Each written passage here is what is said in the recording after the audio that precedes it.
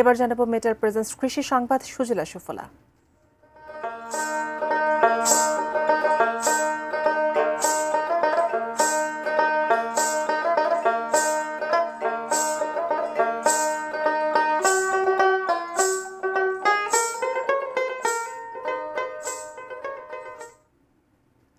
নাটোর জেলায় অতিরিক্ত বৃষ্টিপাতের কারণে চলতি রবি মৌসুমে সবজি চাষে ব্যাপক ক্ষতি হয়েছে।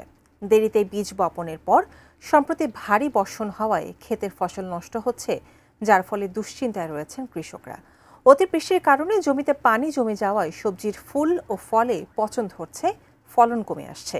এসব সবজির মধ্যে রয়েছে ফুলকপি, বাঁধাকপি, মূলা, শিম, বেগুন, ঢ্যাঁড়স, পালং শাক, লাল শাক, কলমি শাক, পুঁই শাক।